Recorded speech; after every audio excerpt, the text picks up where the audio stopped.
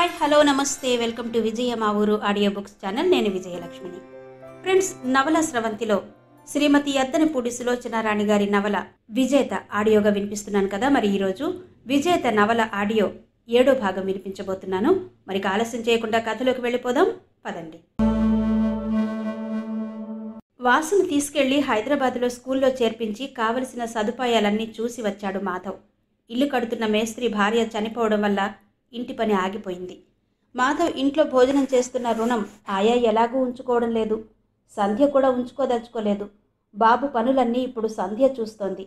వాడిని తాకినప్పుడల్లా మనసు విచిత్రంగా అనుభూతి పొందడం మానలేదు.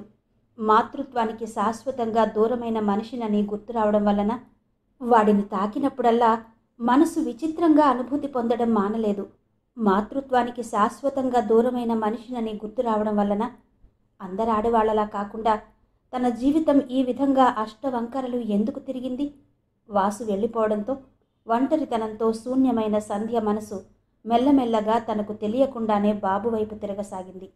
మాధవ్ కోరుకున్నది, ఎంతో ఓపికగా ఎదురు చూస్తున్నది కూడా దీనికోసమే. ఎన్నిసార్లు సంధ్యకి అసలు విషయం చెప్పాలని ప్రయత్నం చేశాడు. కానీ అతను సిద్ధం చేసుకున్న సంభాషణంతా సంధ్య కనుబొమ్మల మధ్య ముడి చూడగానే గుర్తుపట్టలేనంత దూరంగా పారిపోయేది. సంధ్యకి తీరికగా కూర్చుని మాధవ్ ఇంట్లో ఉంటున్నానని ప్రత్యేకించి జ్ఞాపకం చేసుకుంటే తప్ప గుర్తురాదు. మాధవ్ సాధారణంగా ఇంట్లో ఉండడు. ఉన్నప్పుడు కూడా ఎక్కువ కాలం అతను గదిలోనే గడుపుతాడు. నెలకి 20 రోజులు అతను పట్నంలోనే ఉంటాడు. పని ఏంటో సంధ్యకు తెలియదు. రకరకాలుగా ఊహించుకుని మరింత అసహ్యించుకునేది. ఏదైనా అతను ఎక్కువగా ఇంట్లో ఉండకపోవడం మాత్రం ప్రాణానికి హాయిగా ఉంది. తీరిక సమయం అంతా రాట్నం వడకడంతో గడుపుతోంది. ఆ ఏకులు అమ్మగా వచ్చిన డబ్బు ఆయా ద్వారా మాధవ్కి అందచేస్తోంది. కానీ అందులో చిల్లి గవ్వ కూడా అతను ముట్టుకోలేదని, అదంతా భద్రంగా ఆయా దగ్గరే ఉంచమని చెప్పాడని, ఆయా అలా దాచి ఉంచిందని సంధ్యకి తెలియదు. రోజులు గడిచిన కొద్దీ ఆయాకి మాత్రం మాధవ్ అంటే మాతృత్వంతో కూడిన మమకారం వెల్లువలా పొంగసాగింది. బుద్ధిమంతుడైన అతన్ని సంధ్య భర్తగా స్వీకరిస్తే బాగుండునని మనసులో ఆశించేది. కానీ పైకి చెప్పాలంటే సంధ్య ఎక్కడ విరుచుకుపడుతుందోనని లోపలే ఆ అభిప్రాయాన్ని దిగమింగి ఊరుకుంది. కానీ కొద్ది రోజులు ఇలాగే అతనితో కలిసి ఉంటే అతని వ్యక్తిత్వం చూసి ఏనాటికైనా ఆకర్షింపబడక మానదని కూడా అనుకునేది. అందుకే భగవంతుణ్ణి బలవంతాన ఈ ఇంట్లో ఉండాల్సి వచ్చిన పరిస్థితులకి మనసారా నమస్కరించేది. అందరిలాగానే బాబు కూడా సంధ్యని పేరు పెట్టి పిలుస్తున్నాడు. అది చూసి మాధవ్ ఓసారి ఒంటరిగా ఉన్నప్పుడు అలా పిలవకూడదు, తప్పు అని చెప్పాడు. మరి ఏమని పిలవాలి? తండ్రి ఒళ్ళో కూర్చుని గడియారంతో ఆడుకుంటున్న బాబు తలెత్తి సూటిగా అడిగాడు. మాధవ్ క్షణంసేపు తటపటాయించి అమ్మా అను అన్నాడు. అమ్మ అంటే? మాధవ్ జవాబు చెప్పలేకపోయాడు. చెప్పు, అమ్మ అంటే? ప్రతిదాన్ని వివరంగా తెలుసుకోవాలనే ఆరాటం వాడికి మహా ఎక్కువ. సమాధానం చెప్పే వరకు వదలడు. అమ్మంటే చాలా మంచిది, అందంగా ఉంటుంది, నిన్ను బాగా చూస్తుంది. సంధ్యలాగానా? మాధవ్ అవునట్టు చూశాడు. తదేకంగా తండ్రి ముఖంలోకి చూస్తున్నవాడు వేలు చాపి బుగ్గ మీద మచ్చ ఉన్న చోట ఆనించి ఇదేంటి అన్నాడు. మాధవ్ కొడుకు వైపు క్షణంసేపు అలాగే చూస్తుండిపోయాడు. చెప్పు, పడ్డావా? లేదు. మరి ఎవరన్నా కొట్టారా? మాధవ్ అవునన్నట్టు తల ఊపాడు. ఎవరు? సంధ్య. బాబు కళ్ళు ఆశ్చర్యంతో పెద్దవైనాయి. ఎందుకు? గాలిపటం చించావా? చింపలేదన్నట్టు చూశాడు మాధవ్. మరి తలంటి పోసుకోలేదా? చాక్లెట్లన్నీ తినేసావా? అడ్డంగా తల ఊపాడు మాధవ్. ఇంకెందుకు కొట్టింది? ప్రపంచంలో దెబ్బ తినడానికి ఇంకా కారణాలుంటాయంటే పసి మనసు నమ్మలేక ఆశ్చర్యపోతోంది. నువ్వే అడుగు. ఎవరిని? సంధ్యనా? సంధ్య అనకూడదని చెప్పలా? అంటే ఏమవుతుంది? కళ్ళు రెండూ పోతాయి. క్షణంసేపు తండ్రి కళ్ళలోకి చూసిన బాబు వెంటనే ఒళ్ళో నుంచి దిగి వంటింటి వైపు పరిగెత్తాడు. అమ్మా, అమ్మోయ్! కొత్తగా నేర్చుకున్న మాటని అప్పటికప్పుడు ఉపయోగించేస్తూ హుషారుగా బిగ్గరగా పిలిచాడు బాబు. ఉతికి ఆరేసిన బట్టలు తెచ్చి మడత పెడుతున్న సంధ్య చివ్వున వెనక్కు తిరిగి చూసింది. మా నాన్నగారి బుగ్గ మీద ఎందుకు కొట్టావు? సీరియస్గా అడిగాడు. సంధ్య చిత్రంగా చూసింది. చెప్పమ్మా. అమ్మా? అవును, నీ పేరు సంధ్య కాదు, అమ్మ. చేతులు కట్టుకుని నీ సంగతి నాకు తెలుసులే అన్నంత ధీమాగా గంభీరంగా అన్నాడు బాబు. సంధ్యకి చెంప పగలగొట్టాలన్నంత కోపం వచ్చింది. అయినా నిగ్రహించుకుంటూ, ఎవరు చెప్పారు అంది. నాన్న. వాడు వాక్యం పూర్తి చేయలేదు. సంధ్య చేస్తున్న పని వదిలేసి చరచరా వచ్చి వాడి రెక్క పట్టుకుని మాధవ్ గదిలోకి ఈడ్చుకొచ్చింది. మాధవ్ ముఖానికి పేపర్ అడ్డుంది. చదువుకుంటున్నాడు కాబోలు. మీ అబ్బాయి సరైన మాటలు నేర్చుకుంటే బాగుంటుంది అంది రోషంగా. ఏం చేశాడు? పేపర్ తీసేస్తూ ఏం తెలియని వాడిలా ఆశ్చర్యంగా అడిగాడు. ఆయాని అమ్మని పిలిస్తే ఎంత అసహ్యం. పసివాడు. ఆయాకి అమ్మకి భేదం వాడికేం తెలుస్తుంది? మాధవ్ ప్రేమగా బాబుని దగ్గరకు లాక్కుని 2 బుగ్గల మీద గట్టిగా ముద్దు పెట్టుకున్నాడు. సంధ్య ఈడ్చుకు రావడంతో బెదిరిపోయిన బాబు తండ్రి మెడ చుట్టూ చేతులు వేసి కౌగలించుకున్నాడు. వాళ్ళిద్దరినీ అలా చూస్తుంటే సంధ్య హృదయం ఈర్ష్యతో భగ్గుమంది. వాడంటే మాధవ్కి అంత ప్రాణమెందుకని? వాడి తల్లిని అంతగా ప్రేమించేవాడా? ఆ ప్రేమ ప్రతిఫలం కాబట్టి వాడంటే అంత అపురూపమా? అయినా స్త్రీలోలుడైన మాధవ్కి అలాంటి సున్నితమైన భావాల విలువలు కూడా తెలుసా? వికలమైన మనసుతో సంధ్య గదిలో నుంచి గిర్రున వెనక్కు తిరిగి వెళ్ళిపోయింది. బాబు, నీకు అమ్మ బాగుందా, సంధ్య బాగుందా? కొడుకుని అడిగాడు మాధవ్. బాబు వెనక్కు తిరిగి గదిలో నుంచి సంధ్య వెళ్ళిపోయిందని నమ్మకంగా తెలుసుకున్న తర్వాత తండ్రి చెవిలో రహస్యంగా అన్నాడు, అమ్మే బాగుంది. ఆల్ రైట్, అలాగే పిలు అన్నాడు మాధవ్. కానీ సంధ్య కొడుతుందిగా. కొట్టదు. కొడితే నాతో చెప్పు. ఏం చేస్తావు? సంధ్య చెవులు మెలేస్తాను. బాబు కళ్ళలో కుతూహలం కలిపిన సంతోషం తొంగి చూసింది. ఆ సాయంత్రం భోజనం చేస్తుండగా, అమ్మా మంచినీళ్ళు అన్నాడు చిరాగ్గా. నీ కాదు చెప్పేది, అమ్మ కాదు, ఆయా. మంచినీళ్ళ గ్లాస్ తెచ్చి గట్టిగా పెడుతూ కోపంగా అంది సంధ్య. ఆయా నాకు బాలేదు మొండిగా అన్నాడు బాబు. ఎందుకని? ఏం బాగుంటుంది? ఆయా అంటే నల్లగా అసహ్యంగా మీ ఆయాలా ఉంటుంది. అమ్మంటే నీలా ఎర్రగా బాగుంటుంది. వాడి బుంగమూతు చూసేసరికి సంధ్య కోపం పటాపంచలైంది. నవ్వు నాపుకుని వాడి బుగ్గ గిల్లుతూ, అయితే సంధ్య అని పిలు అంది. ఎందుకని? కళ్ళు పోతాయి. బాబు 2 కళ్ళు మూసుకున్నాడు. ముద్దొస్తున్న వాడి ముఖం వైపు అలా తదేకంగా చూస్తుంటే మళ్ళీ అదే బాధ. మనసులో మారుమూల ఎక్కడో కలుక్కుమన్నట్టు అనిపిస్తుంది. ఈ పసివాడి మీద తనకెలాంటి అధికారం లేదు. ఈ జీవితంలో బాబులాంటి వాడికి తనెప్పటికీ జన్మ ఇవ్వలేదు. ఆ బాధే వాడంటే ఏర్పడిన ఈర్ష్యకి అసలు కారణం. మాధవ్ మీద ఎంత ద్వేషం ఉన్నా సంధ్య బాబు వైపు ఆకర్షింపబడకుండా ఉండలేకపోతోంది. పిలవకుండానే వచ్చి మీద పడి అల్లరి చేస్తూ అడగకుండానే తన చుట్టూ తిరగాలని ఆరాటపడడం సంధ్యకి ఒక్కోసారి ఆశ్చర్యం అనిపించేది. వాసు చదువు కోసం దూరంగా వెళ్ళిపోవడంతో ఒంటరితనంతో కృంగిపోతున్న సంధ్యకి బాబు రాను రాను ఓ లోకంగా తయారవుతున్నాడు. వాడి చురుకుదనం, ముద్దొచ్చే ఆ మాటలు తనకు తెలియకుండానే మనసంతా నిండిపోతున్నాయి.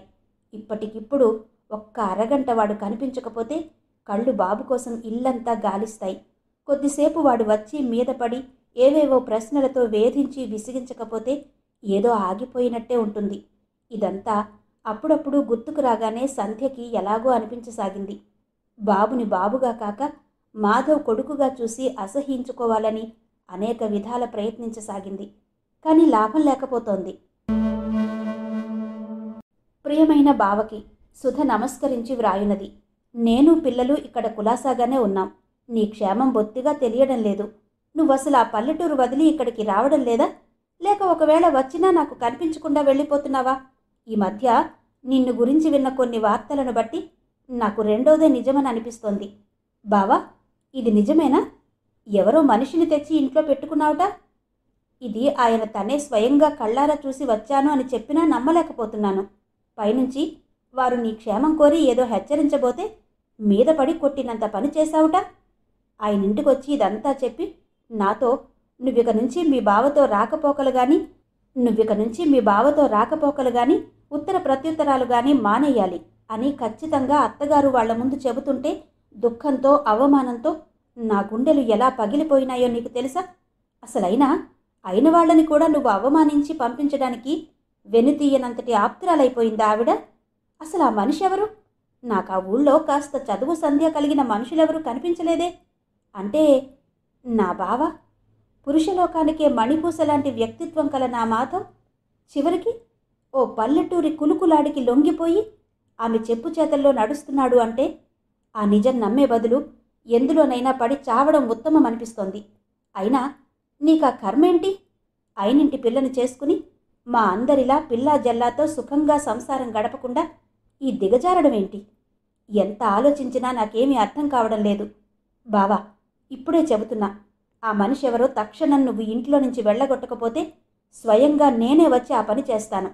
నీ మరదలిగా, నీ చిన్ననాటి స్నేహితురాలిగా, ఈ ప్రపంచంలో నీకున్న ఒక్కగానొక్క ఆప్తురాలిగా నా కర్తవ్యం నాకు తెలుసు. నీ జీవితం అలా వక్ర మార్గంలో పడిపోతుంటే నేను చూస్తూ ఊరుకోలేను. అసలు నువ్విలా అయిపోవడానికి సగం కారణం నేనేనేమో అనిపిస్తోంది. అందుకే నా బాధ్యతని నేను నిర్వర్తించడానికి నిశ్చయించుకున్నాను. ఇప్పుడు అర్థమవుతోంది. ఆ పల్లెటూరులో ఆ నిరక్షర కుక్షుల మధ్య నిన్ను పట్టి నెలల తరబడి అక్కడే ఉండిపోయేలా బంధించుకున్న ఆకర్షణ చివరికి ఇదన్నమాట. బావా, తక్షణం ఆ మనిషిని ఇంట్లో నుంచి పంపించివేయకపోతే నీ ఈ సుధ చచ్చిపోయినంత ఒట్టు. నా పిల్లల మీద చెయ్యి పెట్టి నేను ఈ ఒట్టు వేస్తున్నాను. నువ్వు ఆ ఊరు నుంచి మకాం మార్చేసి ఇక్కడికి రా. మా అందరితో కలిసి తిరుగుతుంటే మళ్ళీ జీవితం దానంతట అదే గాడిలో పడుతుంది. బావా, నన్ను అర్థం చేసుకుని నా ఈ గుండెల మీద బరువు దించమని ప్రార్థిస్తున్నాను. నా ప్రార్థనని మన్నిస్తావు కదూ? నీ రాక కోసం, నువ్వు చెప్పబోయే ఆ చల్లని వార్త కోసం 1000 కళ్లతో ఎదురు చూస్తుంటాను. నన్ను నిరాశపరచవనే గాఢమైన నమ్మకంతో నీ చిన్నారి మరదలు సుధా. ఉత్తరం చదవడం పూర్తయ్యేసరికి మాధవ్ ముఖం ఎర్రబడమే కాదు, కోపాన్ని బలవంతంగా నిగ్రహించుకున్నట్టు దవడలు బిగుసుకున్నాయి. సుధకి హఠాత్తుగా ఇన్ని సంవత్సరాల తర్వాత మళ్ళీ అనురాగం, అధికారం గుర్తుకు రావడం ఎంత విచిత్రం. ఉత్తరాన్ని విసుగ్గా మంచం మీద పారేసి లేచి కిటికీ దగ్గర నిలబడ్డాడు. 10 రోజుల క్రితం జ్యోతి పెళ్లి ప్రసంగం ఎత్తబోతే ఖచ్చితంగా తిరస్కరించి, అసలు తనకిప్పుడు పెళ్లి చేసుకునే ఉద్దేశమే లేదని తెలియచేసి, మళ్ళీ జ్యోతి అవమానం పొందినట్టు భావించకుండా మెల్లగా చల్లటి మాటలతో మృదువుగా సేద తీర్చి ఆ రోజు సాయంత్రమే ఇంటికి తిరిగి వచ్చేస్తున్నాడు. ఊరికి సరిగ్గా 6 మైళ్ల దూరంలో కారు టైరు పంక్చర్ అయింది. డ్రైవర్ దిగి మరో టైర్ బిగించే ప్రయత్నం ప్రారంభించాడు. సూర్యాస్తమయం కావస్తోంది. చల్లటి సాయంత్రం. నిర్మానుష్యంగా ఉన్న రోడ్డు. మాధవ్ చేతివాచి చూసుకున్నాడు. అరగంట పాటు నడిస్తే ఇల్లు చేరుకోవచ్చు. ఒంటరిగా ప్రశాంతంగా ఉన్న ఆ పరిసరాల్లో అతనికి నడవాలనే అనిపించింది. తన తిరస్కారాన్ని జ్యోతి ఎలా తీసుకుంటుందో, ఈ సంఘటన వల్ల ప్రసాద్ కుటుంబంతో తన పరిచయంలో ఏమైనా మార్పులొస్తాయేమోనని ఆ విషయాన్నే పరధ్యాసగా ఆలోచిస్తూ నడుస్తున్న అతను ఆ కొద్ది దూరం ఎప్పుడు నడిచేశాడో జ్ఞాపకమే లేదు. ఊళ్ళో ప్రవేశించగానే, అదేంటి దొరా, నడిచి వస్తుండారే అని ఎవరో పలకరించడంతో ఉలిక్కిపడ్డాడు. వీధులు దాటి మలుపులు తిరిగి తన ఇంటి ఆవరణలో ప్రవేశిస్తూనే తెల్లబోయాడు. ఇంటి వరండా ముందు భాస్కరం కారు ఆగి ఉంది. ఆ రోజు మధ్యాహ్నమే బజార్లో భాస్కరం కలిసినప్పుడు, ఉంటారా 2 రోజులు అంటే, ఇవాళ మాత్రం ఉంటాను అని జవాబిచ్చాడు. తనతో ఏదైనా పని ఉంటే అక్కడే చెప్పొచ్చుగా. అయినా అసలు తను హైదరాబాద్లోనే ఉన్నాడని అంత ఖచ్చితంగా తెలిసి కూడా అతను ఇక్కడికి రావటంలో కల ఉద్దేశం? ఆలోచనలతో, అనుమానంతో అతనికి కనుబొమలు ముడిపడ్డాయి. ఇల్లంతా బార్లా తలుపులు తెరిచి ఉన్నాయి. ఎక్కడా శబ్దం లేదు. సంధ్య ఏది? భాస్కరం ఎక్కడున్నట్టు? వంటింటి వైపు వెళ్ళిన అతనికి వంట ఇంటి తలుపులు చేరవేసి కనిపించాయి. ఇంట్లో ఆయా, బాబు కూడా లేరు. వీళ్ళంతా ఒక్కసారి ఇలా తలుపులన్నీ తెరిచేసి ఎక్కడికి వెళ్ళినట్టు? వంట ఇంటి ముందు నుంచి వెనక్కి తిరిగి వచ్చేస్తున్న మాధవ్ సంధ్య గుమ్మం ముందు ఆగిపోయాడు. లోపల నుంచి మాటలు వినిపిస్తున్నాయి. తలుపులు వేసి ఉన్నాయి. అతనికెందుకో ఒక్కసారి ఒంట్లోనున్న రక్తమంతా మరిగిపోయింది. పిడికిలు చాచి తలుపు మీద గట్టిగా కొట్టబోయాడు. అతని చేయి తలుపు దగ్గరికి వెళ్ళకముందే మధ్యలోనే ఆగిపోయి వాలిపోయింది. భాస్కరం, మర్యాదగా దారి కడ్డులే, తలుపులు తీ, కోపంగా అంటోంది సంధ్య. తీయను. నువ్వు నా ప్రశ్నకి సమాధానం చెప్పే వరకు ఈ గది తలుపులు తెరుచుకోవు. సమాధానం ఇందాక చెప్పానుగా. నాకు కావలసింది సమాధానం కాదు, అంగీకారం. క్షణంసేపు నిశ్శబ్దం. మాధవ్ బయట బొమ్మలా నిలబడిపోయాడు. కొద్దిసేపు అయిన తర్వాత కోపాన్ని అణుచుకున్న కంఠంతో, నువ్విలాంటి దుర్బుద్ధితో వచ్చావని తెలిస్తే అసలు ఇంట్లో అడుగు పెట్టనిచ్చేదాన్ని కాదు. ఒకవేళ రానిచ్చినా అలా తెలివి తక్కువగా అప్పుడే ఆయాని ఏకులిచ్చి రమ్మని పంపేదాన్ని కాదు అంది సంధ్య. భాస్కరం నవ్విన శబ్దం వినిపించింది. మళ్ళీ సంధ్య అంది, మాధవ్కి ఈ విషయం తెలిస్తే నీ రక్తం కళ్ళ చూస్తారు. ఏ, నువ్వు మాధవ్ భార్యవా? అక్కవా చెల్లివా? ఏం కాకపోయినా నీలాంటి దుర్మార్గుల్లో లేని మంచితనం అతనిలో ఉంది. ఓ, ఏం మంచితనం? సరే, నేనిప్పుడు నీ నోటి నుంచి అతని పొగడ్తలు వినటానికి రాలేదు. ఆ సంగతి వదిలేసి మన విషయానికి వద్దాం. నువ్వు నాతో హైదరాబాద్ వచ్చేసినా సరే, పోనీ నీకలా ఇష్టం లేకపోతే నేనే అప్పుడప్పుడు ఇక్కడికి వస్తుంటాను.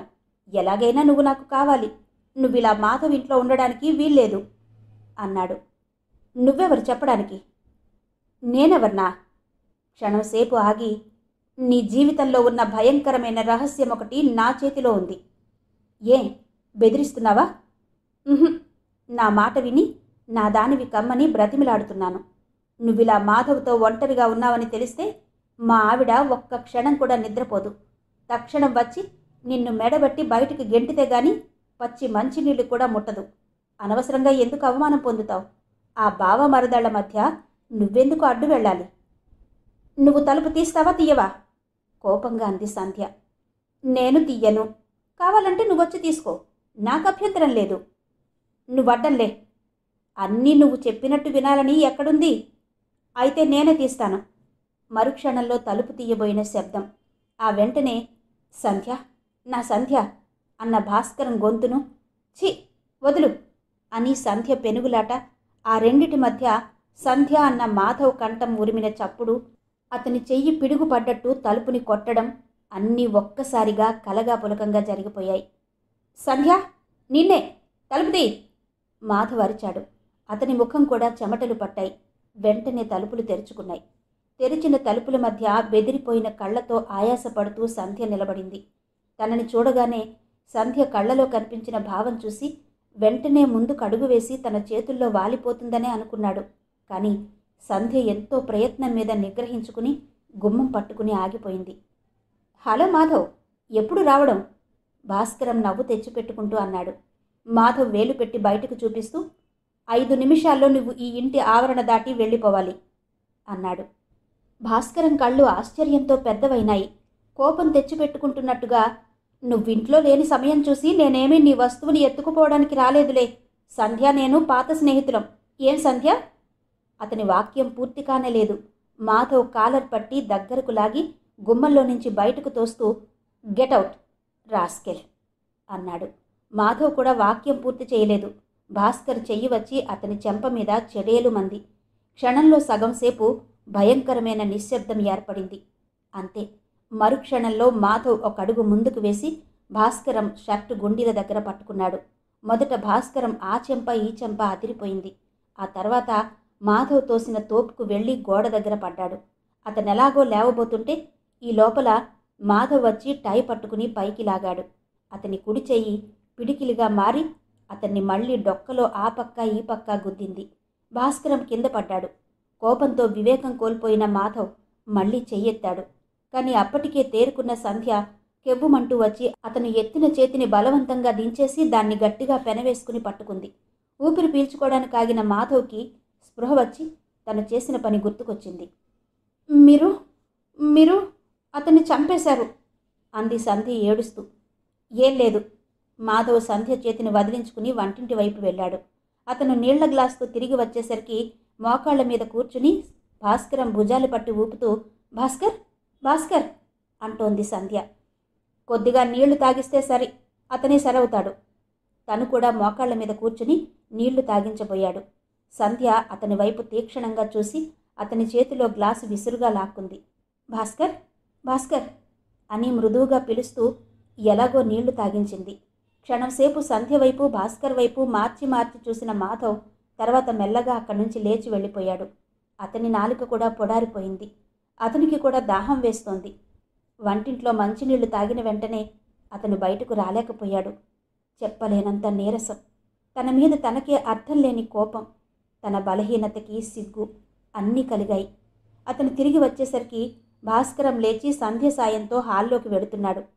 భాస్కరం, ఈ పూట ఇక్కడ ఉండిపోకూడదు, ఎలా డ్రైవ్ చేస్తావు అంటూ బ్రతిమలాడుతోంది సంధ్య. ఇంకా ఇక్కడ? భాస్కరం సంధ్య చేతిని విదిలించి పారేసి తూలుతూ కారు దగ్గరకు వెళ్ళిపోయాడు. మరో 5 నిమిషాల్లో కారు వెళ్ళిపోయింది. డ్రైవర్ ఇంకా రానట్టున్నాడే అన్నాడు మాధవ్. రివ్వున తిరిగి చూసిన సంధ్య కోపంతో రోషంతో మండిపడుతూ, మీరు మీరు ఇంతవరకు ఒకందుకే సమర్థులనుకున్నాను. ఇప్పుడు తెలిసింది. అవసరమైతే హత్య చేయడానికి కూడా వెనకాడరని అంది. సంధ్య వెనక్కు తగ్గినట్టు చూశాడు మాధవ్. భాస్కరం బ్రతికి బయటపడడం ఇవాళ నా అదృష్టం. సంధ్య విసురుగా లోపలికి వెళ్ళిపోయింది. మాధవ్ అక్కడే నిలబడిపోయాడు చాలాసేపు. ఆ సంఘటన ఫలితం ఈరోజు సుధ వ్రాసిన ఉత్తరం. ఒకవేళ అన్నట్టుగానే సుధ వచ్చి ఇక్కడ ఏదైనా గొడవ చేస్తే? అతని పెదవుల మీద కఠినమైన చిరునవ్వు కదిలింది. రాణి వస్తే ఇంతవరకు తెలియని సత్యం ఒకటి తెలుసుకుని వెడుతుంది. అయ్యగారేరి ఎక్కడున్నారు అని బయట వినిపించడంతో కిటికీ దగ్గర చాలాసేపటి నుంచి అలాగే నిలబడిపోయి ఆలోచిస్తూ ఉన్న మాధవ్ ఉలిక్కిపడ్డాడు. గదిలో ఉన్నారు. ఎందుకు? ఆయా జవాబిస్తూ ప్రశ్న కూడా వేసింది. కావాలి, పనుంది ఆదుర్దాగా అన్నాడు గోవింద్. మాధవ్ అప్పటికే గది గుమ్మంలోకి వస్తూ, ఏమిటి గోవిందు అని అడిగాడు. గోవింద్ బట్టలన్నీ దుమ్ము కొట్టుకునున్నాయి. ముఖం నిండా చెమటలు కారుతున్నాయి. మనిషి పరిగెత్తుకొచ్చినట్టు ఆయాస పడుతూ రొప్పుతున్నాడు. అతను మాధవ్ని చూడగానే, మీరు మీరు వెంటనే రావాలి. తూర్పు వీధిలో సాలెవాళ్లు కమ్మరివాళ్లు కొట్టుకుంటున్నారు. పెద్ద దొమ్మి జరిగేట్టుంది అన్నాడు. ఎందుకు? పద పద. మాధవ్ చెప్పులన్నా వేసుకోకుండా గోవిందుతో త్వరగా బయటికెళ్ళిపోయాడు. సంజోయ్, సంజ, వాసుమామయ్య దగ్గర నుంచి ఉత్తరం వచ్చింది. బాబు గుమ్మంలో నిలబడి గదిలోకి తొంగి చూస్తూ బిగ్గరగా అన్నాడు. ఎక్కడ? ఏది? ఇలా తీసుకురా. మంచం మీద పడుకుని పాత పుస్తకం మీద తిరగేస్తున్న సంధ్య పుస్తకం చప్పున పక్కకు విసిరేసి కూర్చుంది. ఇదిగో ఇక్కడకు తీసుకురా అసహనంతో పిలిచింది. బాబు అడ్డంగా తల తిప్పి ఉత్తరం వెనక్కి దాచుకున్నాడు. సంధ్య లేచి వచ్చింది. బాబు దూరంగా పరిగెత్తాడు. మా బాబు కదూ, మంచివాడమ్మా బ్రతిమిలాడింది. నన్ను అంటుకుంటే ఇస్తా. సంధ్యని కవ్వించడం, దేనికో దానికోసం పరిగెత్తించడం వాడికి సరదా. అదో పెద్ద ఆట. సంధ్య చేసేది లేక బాబు వైపు వచ్చింది. బాబు కొద్దిసేపు అందకుండా అటూ ఇటూ పరిగెత్తాడు. చివరికి ఎలాగో వాడిని అందుకుని పొదివి పట్టుకుని ఉత్తరం లాక్కుంది. కవరు చించే ఉంది. అంటే మాధవ్ చదివి పంపించాడన్నమాట. మొదట తనకివ్వకుండా ఇది చదివినందుకు కోపం వచ్చింది. కవర్లో నుంచి ఆత్రంగా ఉత్తరం తీసి చూస్తూనే ఆగిపోయింది. దస్తూరి వాసుది కాదు, ఇంకెవరిదో. గుండ్రంగా పెద్దగా ఉంది. సంధ్య దృష్టి సంబోధన చూసి ఆగిపోయింది. అది సుధ మాధవ్కి వ్రాసింది. తను చదవకూడదు అని మనసు హెచ్చరించే లోపలే కళ్ళు రెండు అక్షరాల బారుల వెంట పరిగెత్తాయి. మొదలుపెట్టిన ఉత్తరం పూర్తిగా చదవకుండా ఉండలేకపోయింది. శాంత ముగించేసరికి ముఖంలో కత్తివాటుకు నెచ్చురు మొదలుపెట్టిన ఉత్తరం పూర్తిగా చదవకుండా ఉండలేకపోయింది. శాంత ముగించేసరికి ముఖంలో కత్తివాటుకు నెత్తురు చుక్కలేనంతగా తెల్లగా పాలిపోయింది. ఒక్కో వాక్యం ఒక్కో శూలం, ఒక్కొక్క రకమైన అవమానంతో. ఏం చెయ్యాలి తను? తెలిసి ఇంత హీనమైన పరిస్థితుల్లో ఈ ఇంట్లో ఎందుకుండాలి?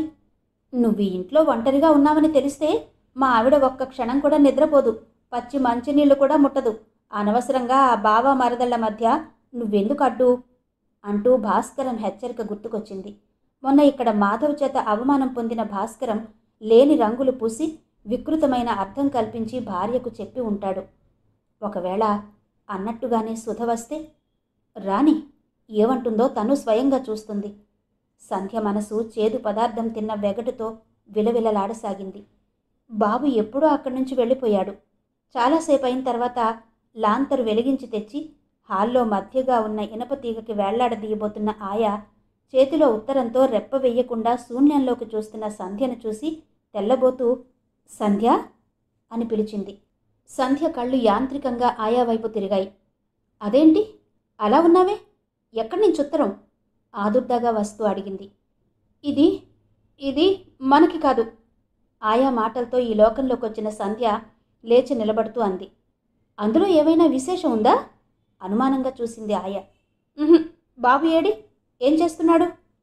ఇప్పుడే అన్నం తిని లేచాడు. ఆయా లోపలికి వెళ్ళింది. సంధ్య వంటింటి వైపు వచ్చింది. బాబు అన్నం తినడం పూర్తి చేసి అక్కడే ఆయా వేసిన అన్నం తింటున్న నల్లపిల్లి తోక పట్టుకుని లాగుతున్నాడు. అది మేవ్ మేవమని అరుస్తోంది. బాబు, ఈ ఉత్తరం ఎక్కడి నుంచి తెచ్చావో అక్కడ పెట్టిరా అంది. నేను పెట్టను, నువ్వే పెట్టు మొండిగా అన్నాడు. మంచివాడివి కదూ? సంధ్య కంఠం ఆ పలికే తీరు విని బాబు తలెత్తి చూశాడు. తర్వాత ఏమనుకున్నాడో ఏమో, పిల్లి తోక వదిలేసి చేయి చాపి ఉత్తరం తీసుకున్నాడు. ఏ సమయంలో సంధ్యని ఆడించాలో, ఏ సమయంలో చెప్పినట్టు వినాలో వాడికి బాగా తెలుసు. తీసిన చోటే పెట్టాలి, మర్చిపోకూడదు, సంధ్య వెనక నుంచి హెచ్చరించింది. వాడు అలాగేనని తలూపి తండ్రి గదివైపు పరిగెత్తాడు. ఒంటి నిండా దుమ్ముతో, చెదిరిపోయిన జుట్టుతో, బట్టల మీద అక్కడక్కడా రక్తపు మరకలతో, నుదుటి మీద గాయంతో మాధవ్ నీరసంగా విసుగ్గా ఇంటికి తిరిగొచ్చాడు. హాల్లోనే ఎదురై ఆదుర్దాగా ప్రశ్నిస్తున్న ఆయాకి తగాదా ఆగిపోయిందని, తనకు తగిలిన దెబ్బ పెద్దదేమీ కాదని ధైర్యం చెప్పి కొద్దిగా వేడి నీళ్లు, శుభ్రంగా ఉతికి ఉన్న టవల్ తెచ్చిపెట్టమని తన గదిలోకి వెళ్ళాడు. అతను గదిలో అడుగు పెట్టేసరికి బాబు గది మధ్యగా నిలబడి నోట్లో వేలించుకుని ప్రశ్నార్థకంగా చూస్తూ గదంతా దేనికోసమో కలియ చూస్తున్నాడు. ఏంటి బాబు, ఏం కావాలి నీకు? కొడుకు వైపు సరిగ్గా చూడకుండానే మంచం వైపు వెళుతూ అన్నాడు. తండ్రి మాట వినగానే గిరుక్కున వెనక్కి తిరిగిన బాబు, మరే మరే ఈ ఉత్తరం తీసిన చోట పెట్టమని సంధ్య చెప్పింది. మరేమో నాకేమో ఎక్కడి నుంచి తీశానో తెలియటం లేదు. మంచం వైపు వెళ్ళి దాని మీద కూర్చోబోతున్న మాధవ్ చివ్వున వెనక్కి తిరిగి చూసి, ఏంటా ఉత్తరం అన్నాడు. ఇదే వాసుమావయ్య రాసింది, అమాయకంగా తండ్రి దగ్గరగా ఇచ్చిన ఉత్తరం చూపిస్తూ అన్నాడు. ఇదెక్కడిది? ఎవరిచ్చారు నీకు? కోపంగా అడిగాడు మాధవ్. ఎప్పుడూ లేనిది తండ్రి కళ్ళెర చేయడం చూసి బిత్తరపోయిన బాబు, నేనిచ్చాను, మరే వాసుమావయ్య రాశాడుగా, అందుకని. సంధ్యకిచ్చావా ఇది? బాబు అవునన్నట్టు తలూపాడు. మాధవ్ నీళ్లు కారిపోతూ మంచం మీద కూలబడ్డాడు. సంధ్య ఈ ఉత్తరం చదివిందా? అతనికి విపరీతమైన నీరసంతో పాటు ఉత్తరం అక్కడలా వదిలేసి వెళ్లిన నిర్లక్ష్యానికి తన మీద తనకే అంతులేని ఆగ్రహం కలిగింది. మరే మరే బాబు ఏదో చెప్పబోయాడు. నన్ను విసిగించకు, అవతలికి వెళ్ళు. మాధవ్ మళ్లీ కసరడంతో బాబు వాడిపోయిన ముఖంతో తల పక్కకు వాల్చుకుని అక్కడి నుంచి వెళ్ళిపోయాడు. 10-15 నిమిషాల తర్వాత ఆయా వేడి నీళ్లు, టవల్ తెచ్చి ఇచ్చింది. ఎందుకట తగాదా, ఏమైంది అంది వివరాలు అడుగుతూ. ఏం లేదు, ఏదో పిల్లలు ఆట మధ్య మొదలై ఆడవాళ్లు ఒకళ్ళనొకళ్ళు తిట్టుకుని కుటుంబాల గురించి ఎత్తుపొడుపుగా మాట్లాడుకోవడం వరకు వెళ్ళింది. దాంతో మగవాళ్ళకి కోపం వచ్చేసి నువ్వెంతంటే నువ్వెంత అనుకున్నారు. ముక్తసరిగా జవాబు చెప్పాడు మాధవ్. అతని మనసంతా సంధ్య చుట్టూ తిరుగుతోంది. సంధ్య ఏది, ఏం చేస్తోంది? భోజనానికి కూర్చోబోయే ముందు పట్టలేక అడిగేశాడు. అతనింటికి వచ్చినప్పటి నుంచి ఎక్కడ అలికిడి కూడా వినిపించలేదు. తలనొప్పిగా ఉందట, పడుకుంది అంది ఆయా. సంధ్య తలనొప్పికి కారణం ఆయాకి తెలియకపోవచ్చు. అతను గ్రహించకుండా ఎలా ఉంటాడు? రాత్రి పొద్దుపోయిన తర్వాత పడుకోబోయే ముందు ఆయా తెచ్చిచ్చిన వేడిపాలు తాగి గ్లాస్ తిరిగిచ్చేస్తూ, సంధ్య భోంచేసిందా అని అడగలేక అడిగాడు. లేదు, తలనొప్పి తగ్గలేదట. ఎన్నడూ లేంది మాధవ్ అరగంటలో 2 సార్లు సంధ్యని గురించి అడగడం చూసి ఆయా లోపల ఆశ్చర్యపోతూ అంది. పిలవమంటారా? ఏమైనా పనుందా? గుమ్మం దాటి వెళ్లబోయే ముందు వెనక్కి తిరిగి చూస్తూ అడిగింది. వద్దొద్దు, ఊరికే అడిగాను పడుకుంటూ అన్నాడతను. అంతకంటే ఇంకేమంటాడు? పైకి నిదానంగా యథాలాపంగా అన్నట్టు వద్దన్నా అతనికి ఆ క్షణంలో వెళ్ళి సంధ్యని బలవంతంగా మంచం మీద నుంచి లేపి భుజాలు పట్టి కుదిపి అసలు విషయం అంతా చెప్పేసి పూర్తిగా అర్థం చేసుకునే వరకు తన చేతుల మధ్య నుంచి వదలకూడదని బలంగా అనిపించింది. కానీ అతనికి తెలియని అజ్ఞాత శక్తి ఏదో బలహీనుణ్ణి చేసి నిర్లిప్తంగా చేసింది. ఇదిగో ఏం కావాలి అని అడిగితే చెప్పడం లేదు. ఇందాకటి నుంచి నిద్రపోకుండా తనలో తను ఒకటే ఏడుపు. ఆయా బాబునెత్తుకొచ్చి మంచం దగ్గర దింపుతూ అంది. ఎందుకు ఏడుస్తుంటా? ఏం బాబు? మాధవ్ ఆత్రంగా కొడుకుని 2 చేతుల్లోకి చాచి ఎత్తి గుండెల మీదకి లాక్కున్నాడు. బాబు సమాధానంగా తండ్రి గుండెలకు కరుచుకుపోయి మరింత బావురుమన్నాడు. ఎందుకు? ఎవరన్నా ఏమన్నా అన్నారా? మాధవ్ ఆదుర్దాగా ఆయా వైపు చూశాడు. ఇప్పటి వరకు బాగానే ఉన్నాడు మరి, భయం భయంగా అంది ఆయా. ఎందుకో నాకు చెప్పు, నా బాబు కదూ? గుండెలకి హత్తుకుంటూ అనునయంగా అంటున్న మాధవ్కి హఠాత్తుగా ఇంత క్రితం తను కసరటం, బాబు ముఖం దించుకుని వెళ్ళిపోవడం గుర్తుకొచ్చింది. పసిహృదయం రోషపడి ఉంటుంది. ఎంత సున్నితం! బాబు బాహ్య రూపంలో తన పోలికలు చాలా ఉన్నా స్వభావంలో మాత్రం సంధ్య పోలికలు ఎన్నో కనిపిస్తాయి. మాధవ్కి ఆ క్షణంలో మరో గదిలో భోజనం వద్దని అలిగి పడుకున్న సంధ్యని కూడా ఇలాగే దగ్గరకు లాక్కుని గుండెల మీద తల ఆనించుకుని ఓదార్చి సేద తీర్చాలనిపించింది. మనిషి మానసికంగా ఓ విధమైన పరిపూర్ణతను సంపాదించుకున్నప్పుడు జీవితాన్ని గురించిన ఆలోచనలతో ఆవేశం తగ్గిపోతుంది. రోజులు యాంత్రికంగా వెళ్ళిపోయాయి. కాలం గడిచిన కొద్దీ ఆశయాల మీద, ఉద్రేకం మీద అంత క్రితం సంపాదించుకున్న అనుభవం వేదాంతపు తెరని దింపేస్తుంది. చేసే ప్రతి పని పట్ల ఓ విధమైన ఉదాసీనత, ప్రవర్తనలో ఓ రకమైన నిశ్చలత్వం వచ్చేస్తాయి. సుఖదుఖాలకి అతీతంగా నిలబడిన మనసు వేటికి చలించదు. ప్రస్తుతం మాధవ్ కూడా అదే స్థితిలో ఉన్నాడు. రోజులు గడిచిన కొద్దీ సంధ్యని చేరుకోగలను అనే ఆశ హారతి కర్పూరంలా హరించుకుపోతోంది. బాబు ద్వారా సంధ్యని పొందాలని అనుకున్న మాధవ్ ఆ ప్రయత్నం ఫలించకపోగా బాబును కూడా పోగొట్టుకుంటున్నాడేమో అనే భయంతో కుమిలిపోసాగాడు. అతను ఆశించింది నిజమే. బాబు సంధ్య ఆప్తులయ్యారు. ఇప్పుడు వరుసగా 4-5 రోజులు తండ్రి కనిపించకపోయినా బాబు బెంగపడడు. వాడు సంధ్య దగ్గర బాగా అలవాటు కావాలని ఏ వంకతో దూరంగా ఉండేవాడో ఆ వంకే బాబుని శాశ్వతంగా దూరం చేస్తోంది.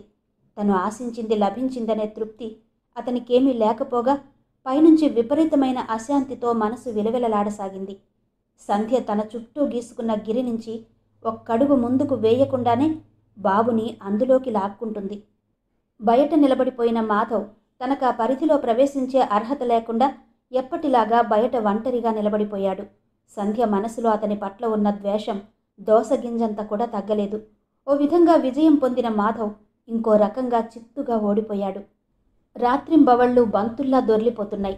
రోజుల చక్రంలో ఆకుల్లా గిర్రున తిరిగి వస్తున్నాయి. సంవత్సరాలు ఇట్టే గడిచిపోయాయి.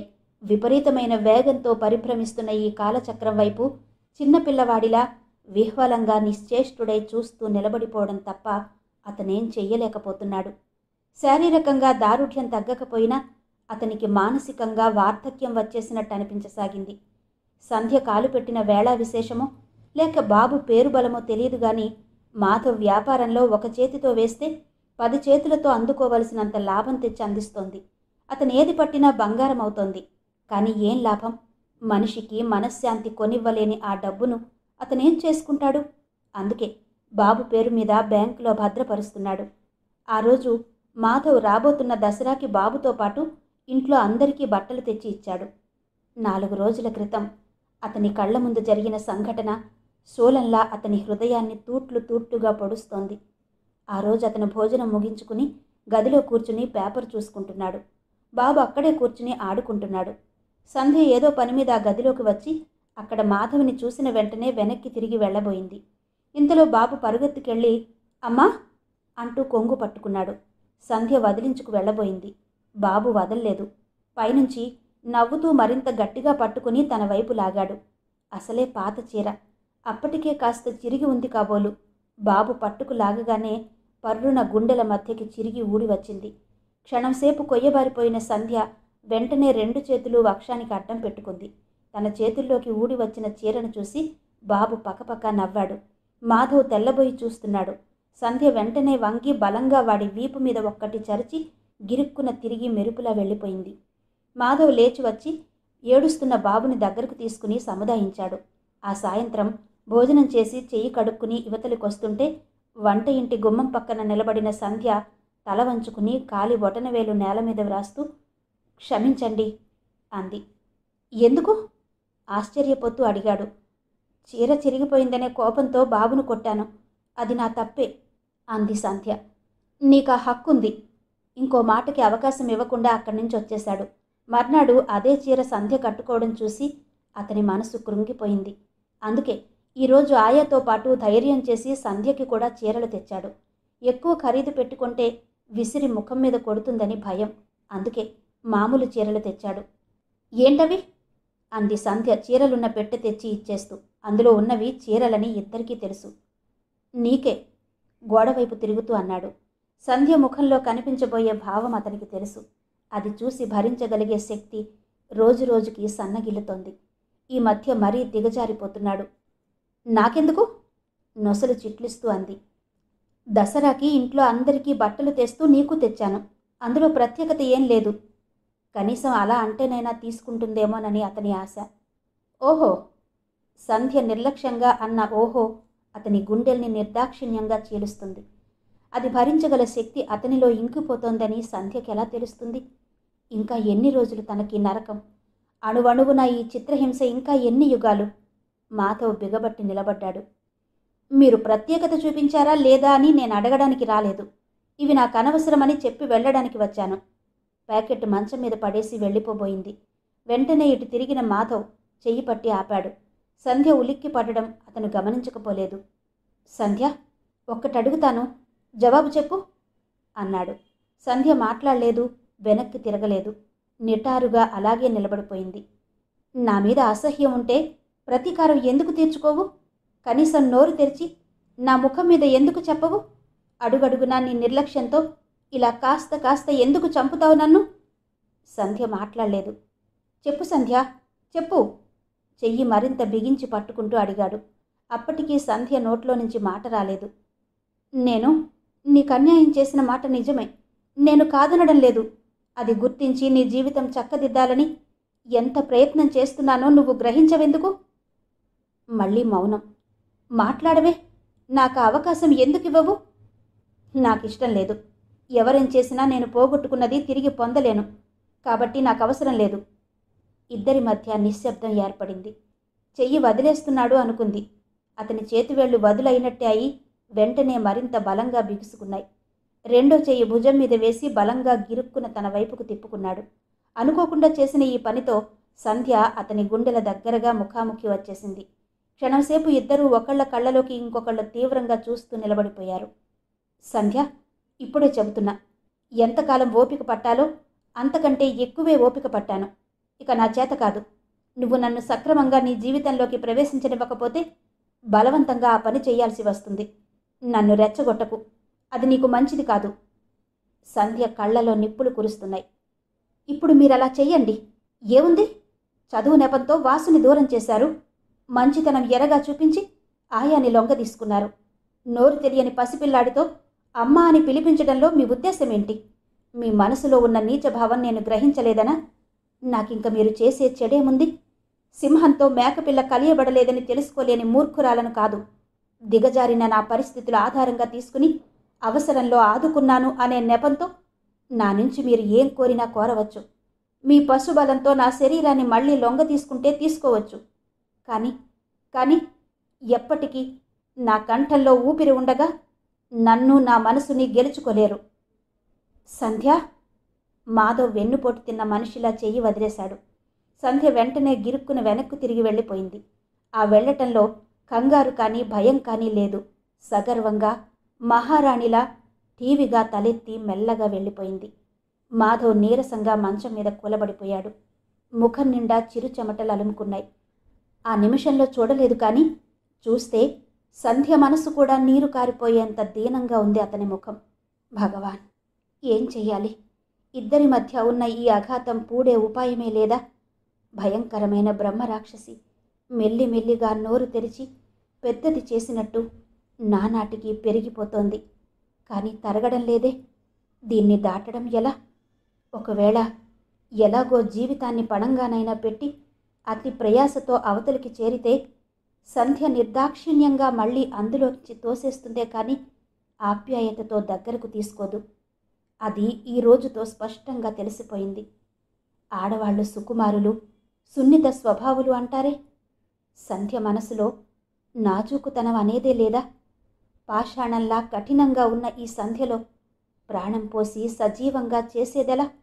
ఎలా? అది అతనికి సాధ్యం కాదన్న మాటేనా? సంధ్యని చేరుకోవాలనే తన ప్రయత్నంలో అపజయమే వ్రాసిపెట్టి ఉందా? భగవాన్, భగవాన్, నేనేం చెయ్యను? మాధవ్ మనసులో ఎక్కడో హృదయాంతరాళంలో బయలుదేరిన ఈ జ్వాల మెల్లగా ప్రాకి అంతయి ఇంతయి అన్నట్టు హృదయమంతటా ఆక్రమించుకోసాగింది. భగవంతుడు తను చేసిన ఈ అపరాధానికి శిక్షించలేదని, పైనుంచి సకల సంపదలు ఇచ్చి ఆశీర్వదించాడని అపోహపడ్డాడు. ఎంత భ్రమ! వడ్డీతో సహా తీరుస్తున్నాడు. కేవలం సంధ్యను చేరుకుని ఈ నరకం అనుభవించడానికే రాంగోపాలరావు గారి ఆస్తి తనకు సంక్రమించినట్టుంది. ఇంత డబ్బుంది. జీవితం సకల విధాలా అనుభవించడానికి ఇన్ని అవకాశాలున్నాయి.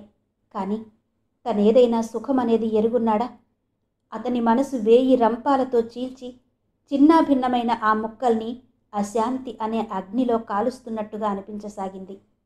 పై సంఘటన జరిగిన తర్వాత మాధవ్ సంధ్యకి చాలా దూరంగా ఉండడం ప్రారంభించాడు.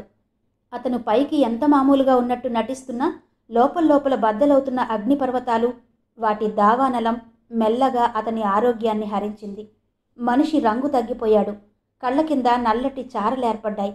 శరీరం చిక్కిపోయింది. ఆయా ఈ మార్పుని కనిపెట్టకపోలేదు. కానీ కారణం ఊహించలేకపోతోంది. ఎన్ని విధాలా అతని ద్వారా అసలు సంగతి రాబట్టాలని ప్రయత్నించినా లాభం లేకపోయింది. సంధ్య కూడా మామూలుగానే ఉంది. ఆ రోజు ఆ సంఘటన తర్వాత అతని ప్రవర్తనలో ఎలాంటి మార్పు రాకపోవడం చూసి మనసులో ఆశ్చర్యపోసాగింది. విజేత శ్రీమతి యద్దనపూడి సులోచనారాణి గారి నవల ఆడియో 7వ భాగం విన్నారు కదా. మిగిలిన కథ తర్వాతి భాగాల్లో వినిపిస్తాను. అంతవరకు సెలవు. నమస్తే.